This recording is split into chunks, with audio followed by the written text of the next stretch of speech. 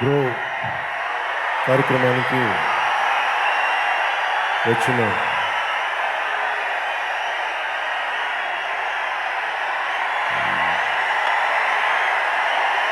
మా కుటుంబానికి, మా కుటుంబ సభ్యులందరికీ పేరు పేరున ప్రతి ఒక్కరికి నా హృదయపూర్వక నమస్కారాలు. ఈ కార్యక్రమాన్ని ప్రసార మాధ్యమాల ద్వారా, సామాజిక మాధ్యమాల ద్వారా వీక్షిస్తున్న ప్రతి ఒక్కరికి బ్రో సినిమా తరపున అందరికీ నా హృదయపూర్వక నమస్కారాలు.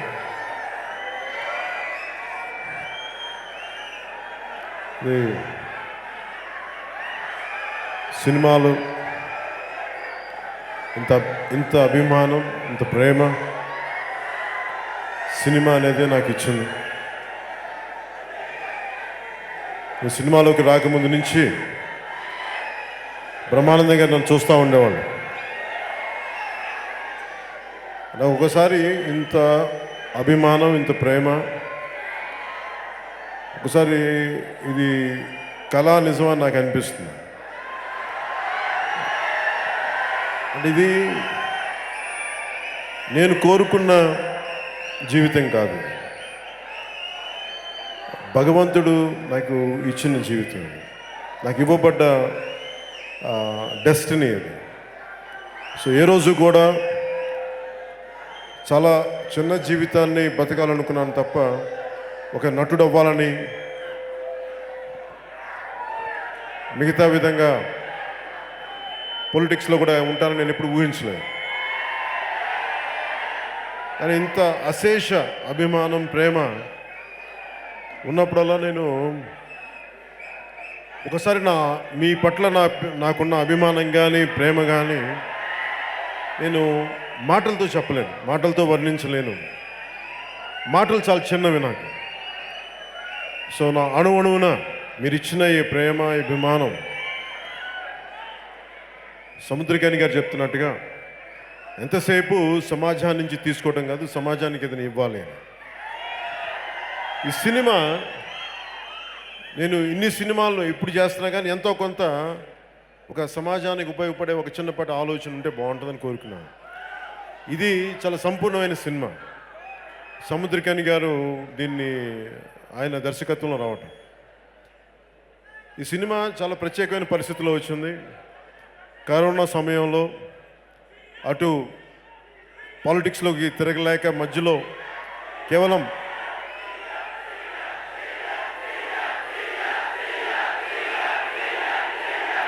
పాలిటిక్స్లో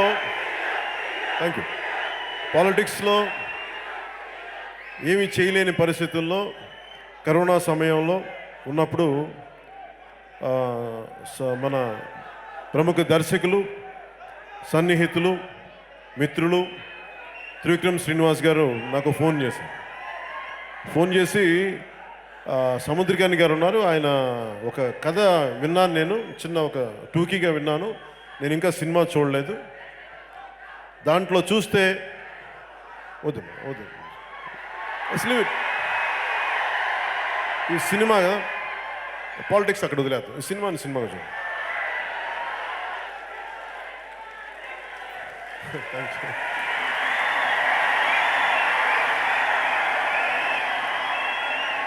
ఇది నాకు సముద్రకాని గారు ఇట్లా కథ చెప్పారు, చాలా బాగుంటుంది ఇది అంటే. కథ ఏంటని అడిగా. నేను ఎప్పుడు త్రివిక్రమ్ గారిని కానీ దర్శకుడిని కూడా, రచయితని సంపూర్ణంగా నమ్మేస్తాను నేను. నాకు ఒకసారి మనసుకి నచ్చిందంటే ఇంక నేను నమ్మేస్తాను. వాళ్ళు ఎలా చేస్తారు ఇంక నేను మళ్ళీ అడగను. మానిటర్లో కూడా నేను ఎలా చేస్తానని కూడా చూసుకోను నేను. సో అంత నమ్మకంగా ఈ సినిమాని చేశాను. త్రివిక్రమ్ శ్రీనివాస్ గారు రాసిన మన సముద్రకాని గారు రాసిన మూల కథా రచనకి త్రివిక్రమ్ శ్రీనివాస్ గారు సరికొత్త స్క్రీన్ ప్లే అందించడం, ముఖ్యంగా మీ అందరినీ అభిమానాన్ని దృష్టిలో పెట్టుకొని ఒక పవన్ కళ్యాణ్ అనే ఒక హీరోని అభిమానులకి ఎలా నచ్చితే, అంటే ఎలా చేస్తే బాగుంటుంది, వీటన్నిటిని దృష్టిలో పెట్టుకొని ఆయన డెవలప్ చేసిన స్క్రీన్ ప్లే చాలా బాగా చేశారు. ఇది ఆలోచిస్తున్నప్పుడు నాకు సముద్రకని గారిలో కూడా బాగా నచ్చింది. ఆయనకి నేను ఎంత అభిమాని అయిపోయానంటే సముద్రకని గారికి, అంటే ఎందుకంటే మన చాలామందికి మనందరికీ కూడా తెలుగు భాష మీద మనకి చదవడం రాదు, చాలామందికి సరిగ్గా పలకటం రాదు. అది టింగ్లీష్ మాట్లాడుతాం అందరం. నేను కూడా సరిదిద్దుకుంటా ఉంటాను ఇప్పటికీ.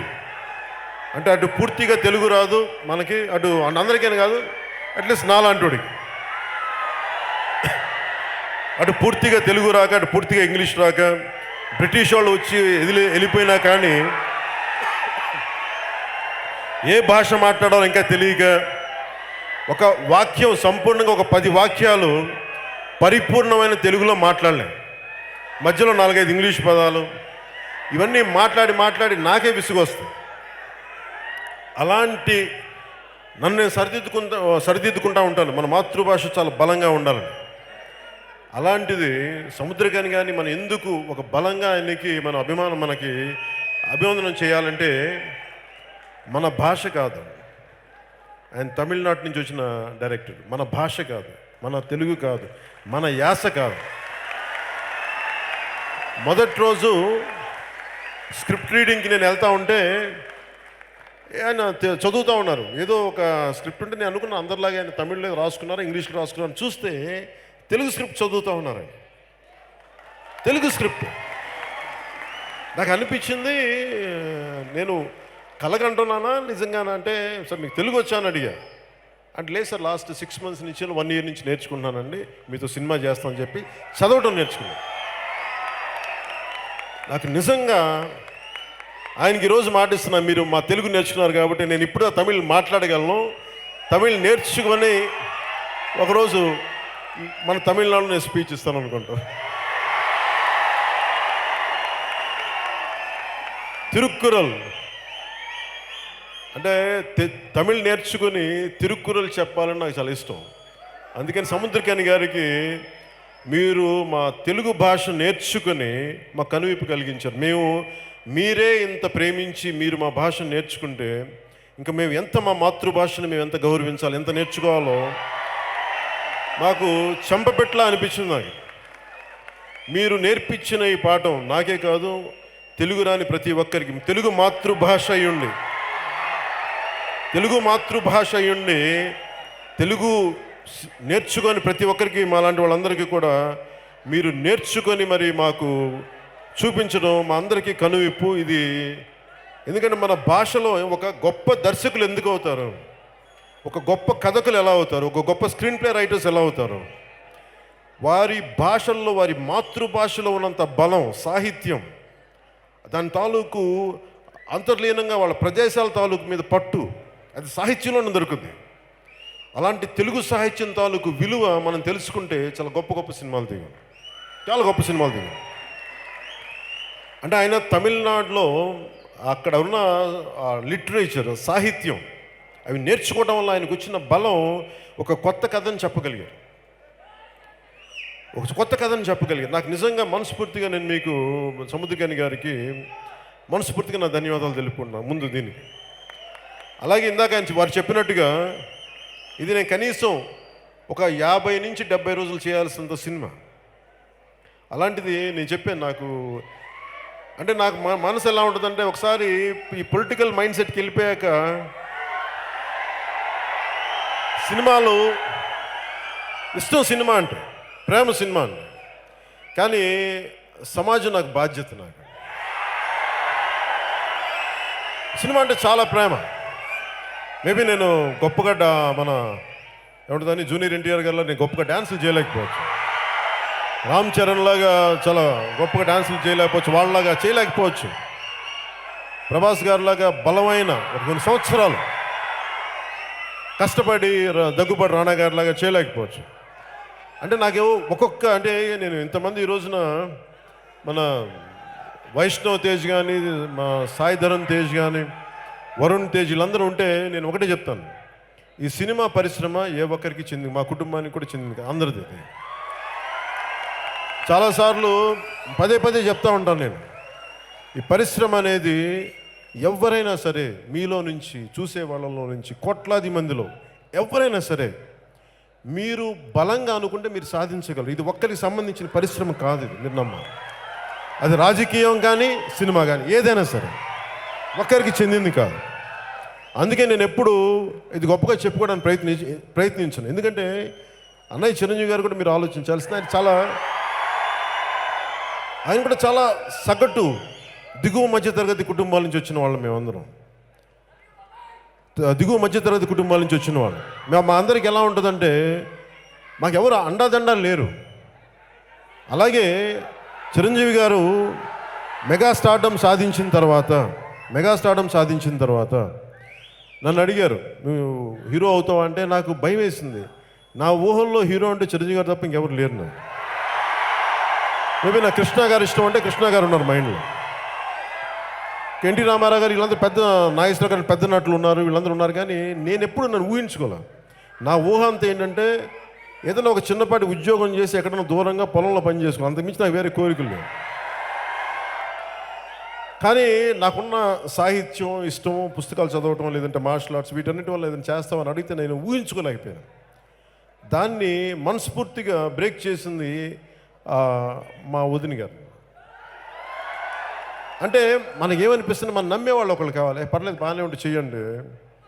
నేను మొన్న ఎగ్జాంపుల్ చెప్తా ఉన్నా, సుస్వాగతం షూటింగ్కి వెళ్ళి అంటే ఎలాంటి ఇబ్బందులు పడతానంటే వైజాగ్ జగదాంబ సెంటర్లో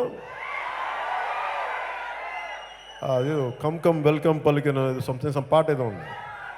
జగదాంబ సెంటర్లో నన్ను ఒక డబుల్ టైం ఒక బస్సు మీద పైకి ఎక్కించి డ్యాన్స్ చేయమన్నారు. ఆ రోజు నేను చచ్చిపోయాను. ఆ రోజు ఏడుపు వచ్చేసింది. అంటే సిగ్గు, నాకు 10 మంది ముందు యాక్ట్ చేయాలంటే, మాట్లాడాలంటే సిగ్గు. మా వదినికి ఫోన్ చేసి చెప్పా, నువ్వు నన్ను ఎందుకు అనవసరంగా ఎగదూసావు, నువ్వు శుభ్రంగా వదిలేస్తుంటే ఎక్కడో మారుమూల ఎవరికీ కనిపించకుండా బతికేసేవాడిని కదా. ఆ రోజు మా వదిన చేసిన తప్పు నన్ను ఈరోజు మీ ముందు ఇలా నిలబెట్టింది. మా వదినే కనుక అలా తప్పు చేయకుండా కానీ ఉండుంటే నా పార్టీకి నేను చాలా చిన్న జీవితం గడుపుకుంటేవాడిని. మా వదిన చేసిన ద్రోహం ఈ రోజున మాటలు వర్ణించలేను. సరదాగా చెప్తున్నప్పటికీ నేను ఎందుకు చెప్తున్నానంటే, నాలాంటి వాడే నేను ఒకటే పెట్టుకున్నాను, చిరంజీవి గారు కష్టపడి సాధించుకున్నారు. నేను చిరంజీవి గారి తమ్ముడిని అయితే I will never take it for, నేను గ్రాంటెడ్గా తీసుకునేది. నేను కష్టపడాలి.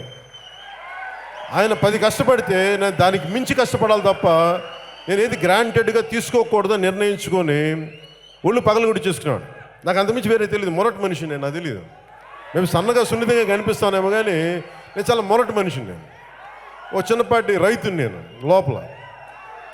సో నాకేమనిపిస్తే అలా తీసుకెళ్ళి చేసుకుంటూ వెళ్ళిపోతే నాకు తెలిసిందల్లా త్రికరణ శుద్ధిగా పనిచేయటం. ఆ త్రికరణ శుద్ధిగా పనిచేయటం ఈరోజు నన్ను మీ ముందు ఇలా నిలబెట్టి ఇంత మీ అందరి కోట్లాది మంది అభిమానాన్ని చూరగనేలా చేస్తుంది. వైష్ణవ్ తేజ్, వరుణ్ తేజ్ కానీ సాయి ధరమ్ తేజ్కి వీళ్ళందరికీ ఒకటే నేను చెప్పింది, ఇది మనం we'll never take it for, మనం ఏది కూడా గ్రాంటెడ్గా తీసుకోవద్దు. ఇది మనకు సంబంధించింది, ఎవరు గ్రాంటెడ్గా తీసుకోవద్దు. అందరూ కష్టపడి పనిచేద్దాం. ఎవరైనా సరే ఈ పరిశ్రమ మనం అందరినీ ఆహ్వానించి తగ్గాలి. మన ఒక్కళ్ళది కాదు ఇది. మనం కష్టపడదాం, అందరిలా కష్టపడదాం. మనకి ఓటములు ఉంటాయి, మనకి గెలుపులు ఉండొచ్చు, జయాపజయాలు ఈక్వల్గా చేసుకుందాం అని చేస్తే ఈ రోజున ఒక కుటుంబంలో వచ్చారంటే అందరికీ చాలామందికి ఇబ్బందిగా ఉండొచ్చు. ఇంతమంది ఒక సినిమాలు ఉన్నారంటే మేమందరం కరెక్ట్గా చెప్పాలంటే గొడ్డు చాకరీ చేస్తాం. మేము ఒళ్ళు దెబ్బలు తింటాం, కడుపులు మార్చుకుంటాం, నష్టాలు వస్తే తీసుకుంటాం.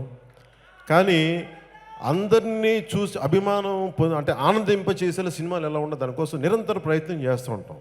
సో మేమే చేయగలిగినప్పుడు, అంటే ఉద్దేశం ఏంటంటే మేమే చేయగలిగినప్పుడు, ఒక దిగువ మధ్య తరగతి కుటుంబాల నుంచి వచ్చిన మేమే చేయగలిగినప్పుడు మీరందరూ ఎందుకు సాధించలేరు? ఏదనుకుంటారు? It is quite possible. So అంటే ఇది అలాగే నాకు ఈ సినిమా చాలా ప్రత్యేకమైంది. నా సన్నిహితులు, నా మిత్రులు అంటే నాకు ఒకసారి జీవితంలో చాలామంది అనుకుంటుంటారు త్రివిక్రమ్ గారు మేము కూర్చోబెట్టి మేము ఇద్దరం ఏం మాట్లాడుకుంటాం మీరు చూస్తే చాలా విచిత్రం ఉండదు. మేమిద్దరం మాట్లాడుకునేది will talk about literature and science. ఎందుకంటే ఆయన ఎంఎస్సి న్యూక్లియర్ ఫిజిక్స్ చేసిన ఆయన ఆంధ్ర యూనివర్సిటీ గోల్డ్ మెడలిస్ట్. అంటే అద్భుతంగా చదువుకొని ఎంఎస్సి న్యూక్లియర్ ఫిజిక్స్ చదివి గోల్డ్ మెడల్ సాధించి సినిమాల మీద మక్కువతో వచ్చేసి ఈ రోజున అత్యంత అద్భుతమైన దర్శకుడిగా, స్క్రీన్ ప్లే రచయితగా, కథా రచయితగా ఉన్నారు. అలాంటి వ్యక్తికి మనస్ఫూర్తిగా ఈ రోజున మీ అందరి సముఖంగా ప్రత్యేకించి పేరు పేరున ధన్యవాదాలు తెలుపుకున్నాను త్రివిక్రమ్ శ్రీనివాస్ గారికి. అంటే ఆయనతో ఉంటే ఆయన అంటే అందరికీ తెలియదు, ఆయన తెలుగే అనుకుంటారు కానీ ఆయన సంస్కృతంలో మహా పండితుడు. ఆయన హిందీ ఒక సంస్కృతమే కాదు, హిందీలో కూడా చాలా బలమైన పట్టున్న వ్యక్తి, హిందీ లిటరేచర్ మీద కానీ వీటి మీద కానీ. సో ఇవి అంటే నాకేమనిపిస్తుంటే మనం నీ స్నేహితులను చూపించి నువ్వేంటో నేను చెప్తాను ఉంటాను. సో నాకు నిజంగా త్రివిక్రమ్ శ్రీనివాస్ గారు స్నేహితులు ఎందుకు మనస్ఫూర్తిగా నేను ఆనందిస్తాను. అంటే నాకు ఆయన గురుస్థానంలో పెడతాను, ఎందుకంటే నాకు చాలా విషయాలు తెలియవు. పురాణాల గురించి కానీ, మన సాహిత్యం గురించి కానీ, ఒక విశ్వనాథ సత్యనారాయణ గురించి కానీ, లేదంటే గుర్రం జాషువా గారి గురించి కానీ, ఇవన్నీ అనర్గళంగా మాట్లాడగలిగే ఒక మహాపండితుడు ఆయన. ఈరోజు చిత్ర పరిశ్రమలో తెలుగు భాష మీద మక్కువ, తెలుగు మాతృభాష మీద మక్కువ వచ్చిందంటే త్రివిక్రమ్ గారు లాంటి వ్యక్తులు కొత్త తరానికి ఒక మార్గనిర్దేశకం చేశారు. ఆయన్ని ప్రేరణగా తీసుకొని చాలామంది మరింత సరికొత్త యువ రచయితలు రావాలని చెప్పి మనస్ఫూర్తిగా నేను కోరుకుంటూ, అలాగే ఈ సాహిత్యపు విలువలు ఉన్న మరింత యువ రచయితలు వచ్చి తెలుగు పరిశ్రమని ఈ రోజున రాజమౌళి గారు లాంటి పెద్దలు హాలీవుడ్ దాకా తీసుకెళ్లారు. వారు తీసుకెళ్ళింది ఈ రోజున వచ్చే తరం కూడా దీన్ని నిరంతరంగా కొనసాగించాలి. ఒకసారి వరద ఎలాగ స్టార్ట్ అయిందో, అది నాటు పాటతోటి కానీ, లేదంటే ఆర్ఆర్ఆర్ సినిమాతో కానీ, ప్రతి ఒక్కరూ దీన్ని ప్రేరణగా తీసుకొని నిరంతరం దీన్ని కొనసాగించాలి మనస్ఫూర్తిగా కోరుకున్నాను. అలాగే రేపొద్దున మహేష్ బాబు గారితో చేసే సినిమా కూడా చాలా అద్భుతంగా మన రాజమౌళి గారిది, అది ఇంకొక స్థాయికి అలా ప్రతి ఒక్కరూ, నేను అందరి హీరో అభిమానులు అందరినీ మనస్ఫూర్తిగా నేను అభిమానిస్తాను. దేనికో చెప్తాను, అందరి హీరోలు ఎందుకు ఇష్టం అంటే నాకు వాళ్ళెవరు దోపిడీలు చేయరు, ఎవరు వస్తువులు తీసుకోరు, కష్టపడతారు. ఒక్కొక్క హీరో సినిమా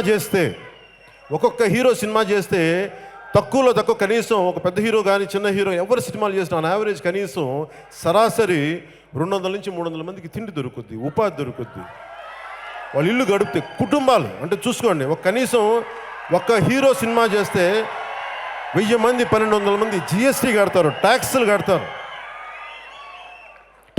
టెక్నికల్గా 24 క్రాఫ్ట్స్ ఇవి. యూ టాక్ అబౌట్ టెక్నాలజీ మీద ఉంటుంది, టెక్నాలజీ ఉంటుంది, దీంట్లో సాహిత్యపు విలువలు ఉంటాయి, 1 కాదు 2 కాదు. సో అందుకు నాకు హీరోస్ అంటే వ్యక్తిగతంగా నాకు చాలా గౌరవం. ఎందుకంటే వీళ్ళెవరు కష్టపడతారు, వీళ్ళందరూ ప్రతి ఒక్కరు. చిన్న హీరో దగ్గర నుంచి నాకు చిన్న పెద్ద ఉండదు, అందరూ కష్టపడే హీరోలు. చిన్న పెద్ద అనేది సక్సెస్ని బట్టి మన భావం తప్ప, నాకైతే అందరూ చాలా ఉన్నతమైన వ్యక్తులు, అందరూ కష్టపడే వ్యక్తులు మనస్ఫూర్తిగా కోరుకుంటాను. అలాగే కానీ సినిమా చేసేటప్పుడు నేను మిగతా వాళ్ళకంటే పెద్ద హిట్ కొట్టాలని కోరుకుంటాను, అది కూడా చెప్తాను. నేను అక్కడ అస్సలు కాంప్రమైజ్ అవ్వను. అస్సలు సినిమా బాగా చేసేటప్పుడు ఆ కాంపిటేటివ్నెస్ లేకపోతే మళ్ళీ మనం వెనకబడిపోతాం. కాంపిటేటివ్నెస్ ఉండాలి, కానీ అది ఎక్కడ దాకా అంటే సినిమా బాగా చేసేవారికి. ఇప్పుడు బాహుబలి లాంటి సినిమా, లేదంటే ఆర్ఆర్ లాంటి సినిమా వస్తే హిట్ అయితే ఒక తెలుగు చిత్ర పరిశ్రమలో ఒక భాగస్వామిగా నాకు చాలా ఆనందం ఉంటుంది. నాకేముంటుంది పోటీ, మనం కూడా అలాంటి వాళ్ళు కొడితే బాగుంటుంది అనిపిస్తుంది నాకు. కాకపోతే నాకు సంపూర్ణంగా సినిమాలు ఉండుంటే వేరే పరిస్థితి ఏమో, కానీ నాకు ఆ మైండ్ సెట్ లేదు. దాని బదులు ప్రతి ఒక్కరూ ఇంకెవరు సాధించినా నాకు ఆనందం. ఎందుకంటే ఇది ప్రతి ఒక్కరూ దీన్ని విజయం సాధించాలి. కాంపిటేటివ్నెస్ పోకుండా, స్నేహభావం పోకుండా తెలుగు చిత్ర పరిశ్రమ ఉండాలని మనస్ఫూర్తిగా నేను కోరుకుంటున్నాను. కాంపిటేటివ్నెస్ ఉండాలి, ఎందుకంటే దానివల్ల క్వాలిటీ పెరుగుద్ది.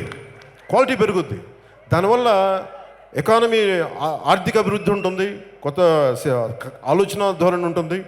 అలాగే తెలుగు చిత్ర పరిశ్రమ అంటే నేను తెలుగు చిత్ర పరిశ్రమలో ఉండే పెద్దలందరూ కూడా ఎందుకు గౌరవిస్తానంటే, రచయితల్ని కానీ, తెలుగు చిత్ర పరిశ్రమ తనవాడ మనవాడ చూడదు. అందరూ సినిమా కోసం పనిచేస్తారా లేదా అని చూస్తారు.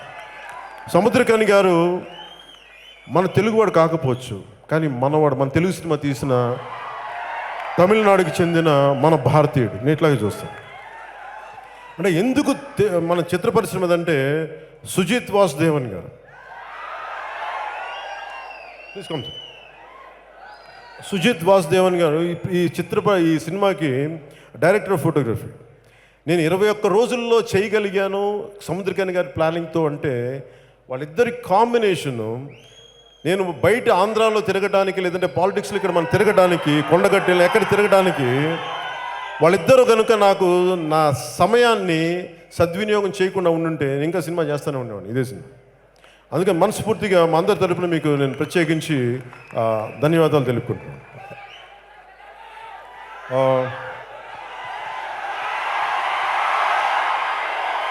పేర్లు అందరి ఈ తమన్ నాకు మన మణిశర్మ గారి దగ్గర పనిచేస్తున్నప్పటి నుంచి, సంగీత దర్శకులు మణిశర్మ దగ్గర పనిచేస్తున్నప్పటి నుంచి, సహాయకులుగా ఉన్నప్పటి నుంచి తను ఆల్మోస్ట్ నాకు టీనేజ్ నుంచి తెలుసు నాకు. అలాంటి తమన్ నాకు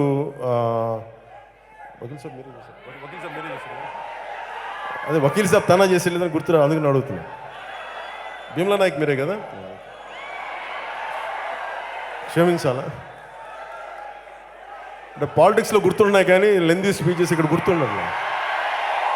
సో ఇది ఒక హ్యాట్రిక్ ఫిలిం నాకు మా తమన్ తోటి. తమన్ 3 సినిమాలు వరుసగా ఈ వకీల్ సాబ్, భీమ్లా నాయక్, బ్రో సినిమా చేయడం మనస్ఫూర్తిగా తమన్కి నా కృతజ్ఞతలు తెలియజేస్తాను. అలాగే ఈ సినిమా ప్రొడక్షన్ డిజైనర్ ఏఎస్ ప్రకాష్ గారికి కూడా మనస్ఫూర్తిగా నా కృతజ్ఞతలు తెలియజేస్తున్నాను. ఈ పాటలు బాగా రాసిన రామ్ జోగయ్య శాస్త్రి గారికి, కాసర్ల శ్యామ్, కళ్యాణ్ చక్రవర్తి గారికి కూడా మనస్ఫూర్తిగా నా ధన్యవాదాలు తెలుపుకుంటున్నాను.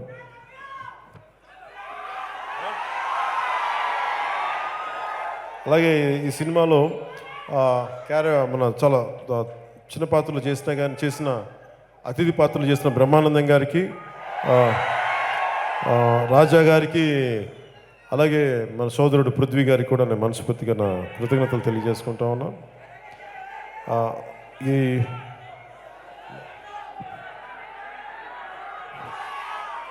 చిత్ర పరిశ్రమ ఈ సినిమాలో పనిచేసిన కేతికి శర్మ గారికి, ప్రియా ప్రకాష్ వారియర్ గారికి, మేడం రోహిణి గారికి, ఉర్వశి రౌతుల్లా గారికి మనస్ఫూర్తిగా నా హృదయపూర్వక, దేవిక గారికి, అలీ రాజా గారికి మనస్ఫూర్తిగా నా ధన్యవాదాలు తెలుపుకున్నాను. అలా తనికెళ్ళ భరణి గారికి, సూర్య శ్రీనివాస్, ఆర్కాన్ అండ్ రాజా సూర్య నాయర్ గారికి మనస్ఫూర్తిగా నా ధన్యవాదాలు తెలుపుకుంటున్నాను.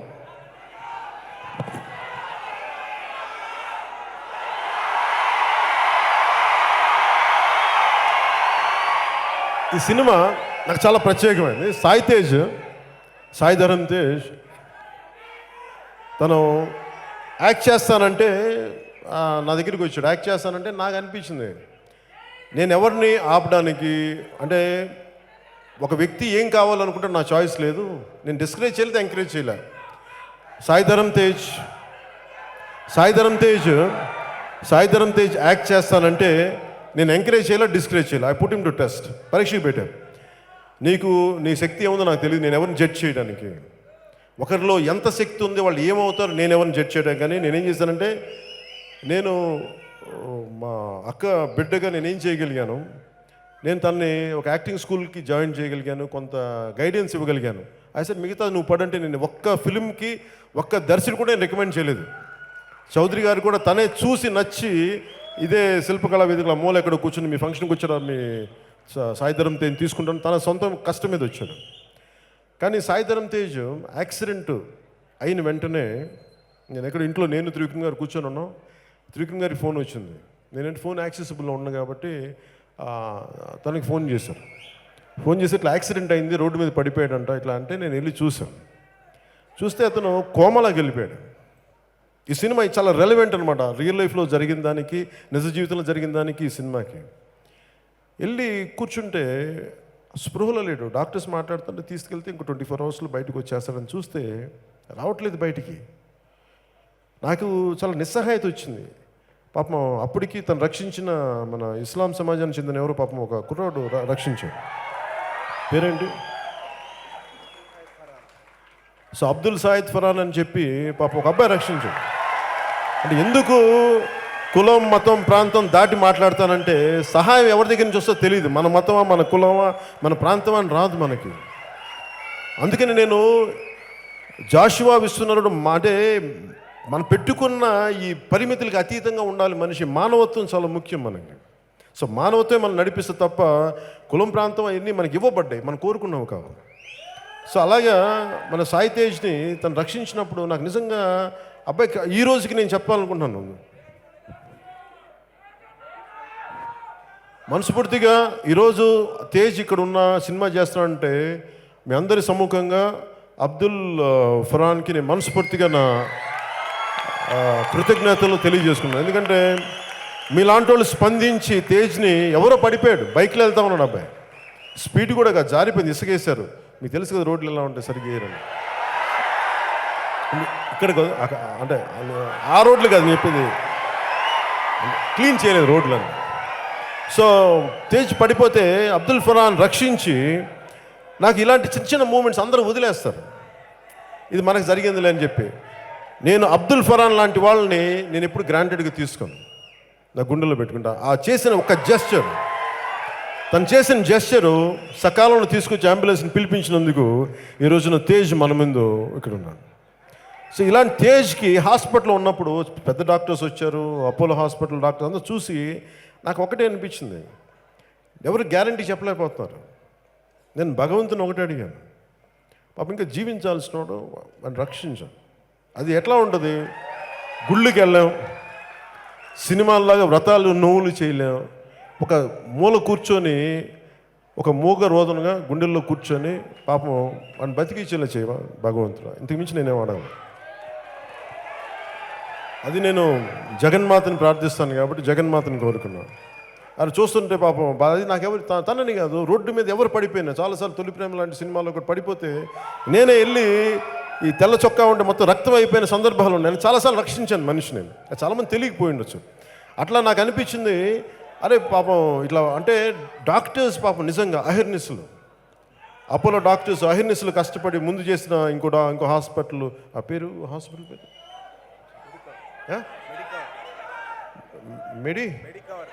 మెడికవర్ హాస్పిటల్ నుంచి పాపం వాళ్ళు ఇనీషియల్ ట్రీట్మెంట్ ఇచ్చి ఆ డాక్టర్స్కి నా ప్రత్యేక కృతజ్ఞతలు తెలియజేస్తాను. అలాగే అపోలో హాస్పిటల్ డాక్టర్స్కి, ఆ టీం అందరికీ ప్రత్యేకించి ఇతన్ని బయటికి తీసుకొచ్చినందుకు సో నాకు మనస్ఫూర్తిగా వారికి నా కృతజ్ఞతలు తెలియజేసుకున్నాను. తేజ్కి సో తేజ్ కోలుకొని మాట సరిగ్గా రావట్లా, మెత్తబడిపోయాడు మనిషి, నడవలేకపోతున్నాడు సరిగ్గా, అంటే స్లో అయిపోయింది, బ్రెయిన్ దెబ్బతగిలింది. అలాంటి వాడు కూర్చొని ఎట్లా ఉందంటే సినిమా త్రివిక్రమ్ గారు చెప్పారు, మన తేజ్కి ఇద్దాం సార్ అని. నేను అడిగా, పోనీ తేజ్ బదులు ఇంకెవరికైనా అంటే నా మైండ్లో తేజ్ వచ్చాడు, తేజ్కి ఇద్దాం సినిమా. అది ఈరోజు ఈ సినిమాలో ఉండటానికి మూల కారణం, హీరోగా ఉండటానికి తను త్రివిక్రమ్ శ్రీనివాస్ గారు. ఆయనకి ఎందుకు అని అంటే, నేను రిపబ్లిక్ సినిమా చూశాను సార్, నాకు ఏడుపు వచ్చేసిన తేజ్ పెర్ఫార్మెన్స్, అంత బాగా చేశాడు. ఫోన్ చేసి చెప్దాం చాలా బాగా చేసావు తేజ్ అంటే, హాస్పిటల్లో కోమాలో ఉన్నాడు, నాకు చాలా బాధ వేసింది సార్. తేజ్ బాగా అయ్యే వరకు వెయిట్ చేద్దాం సార్, స్క్రిప్ట్ రెడీ అయిపోయింది, స్క్రిప్ట్ కరెక్ట్ చెప్పండి 15 రోజులు రెడీ అయిపోయింది. ఈయనతో మాట్లాడిన, సముద్రకని గారితో మాట్లాడిన 15 రోజులు స్క్రిప్ట్ రెడీ అయిపోయింది, చాలా అద్భుతంగా వచ్చిందని చెప్పాను. తేజ్ కోసం వెయిట్ చేయటమే, తేజ్ నడవగలగటం, స్పీచ్ థెరపీస్ అన్నీ చేస్తే సినిమా బిగినింగ్లో కూడా కొంచెం ఇబ్బంది పడ్డాడు తేజ్. నేను సముద్రకని గారితో అడిగాను, మీకు ఇబ్బంది ఉందా టు డెలివర్ డైలాగ్స్ అంటే, ఆయనకి ఈ cinema let it be a speech therapy sir, మీరేం ఇబ్బంది పడకుండా, తను నా బ్రదర్, నేను చూసుకుంటాను నా బిడ్డను. సో మనస్ఫూర్తిగా త్రివిక్రమ్ మన సముద్రకని గారికి నా ప్రత్యేక కృతజ్ఞతలు తెలియజేసుకుంటాను. చెప్తాను,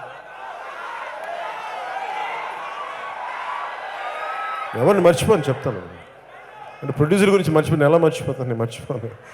మా అందరికీ. అలాగే నిర్మాతలు వివేక్ కూచిభట్ల గారికి, విశ్వప్రసాద్ గారికి మనస్ఫూర్తిగా నా ధన్యవాదాలు. ఎందుకంటే ఈ సినిమా అంత వేగంగా చేయడానికి నా పొలిటికల్ స్కెడ్యూల్స్ని దృష్టిలో పెట్టుకొని అన్ని చోట్ల సెట్లేసి రెడీగా పెట్టారు.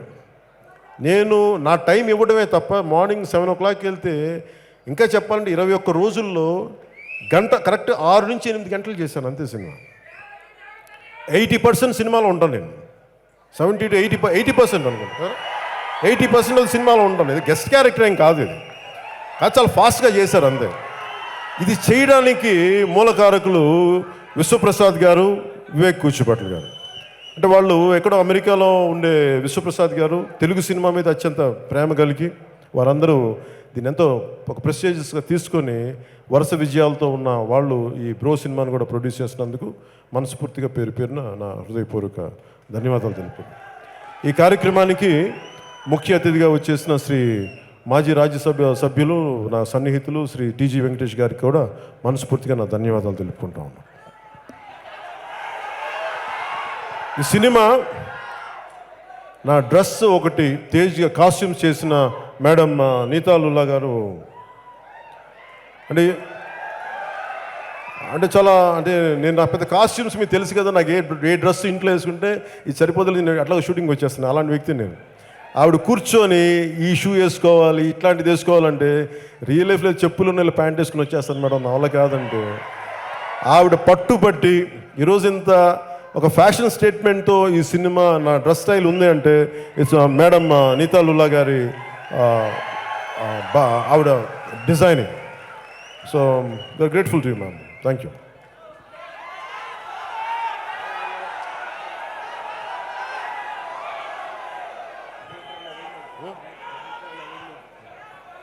అలాగే ఈ సినిమా ఎడిటర్ నవీన్ నూలి గారికి కూడా మనస్ఫూర్తిగా నా కృతజ్ఞతలు తెలియజేసుకున్నాను. అండ్ ఇంకెవరు నేను అలాగే డైరెక్షన్ టీంకి, మిగతా ఆర్ట్ డిపార్ట్మెంట్ టీంకి పేరున నా హృదయపూర్వక ధన్యవాదాలు తెలియజేసుకున్నాను. అలాగే దీన్ని మా ప్రసార మాధ్యమాల్లో ఉన్న ఈ టీవీ సంస్థలన్నింటికీ కూడా మనస్ఫూర్తిగా నా ధన్యవాదాలు తెలుపుకున్నాను. అలాగే ఈ కార్యక్రమానికి సహకరించిన తెలంగాణ పోలీస్ శాఖ వారందరికీ మనస్ఫూర్తిగా నా ధన్యవాదాలు తెలుపుకున్నాను.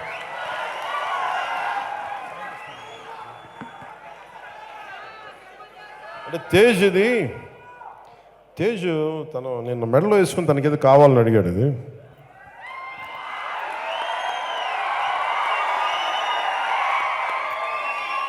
నీతా లుల్లా గారు ప్రత్యేకించి డిజైన్ చేశారు ఇది. సో తేజ్ కదా పండగ చేసుకో.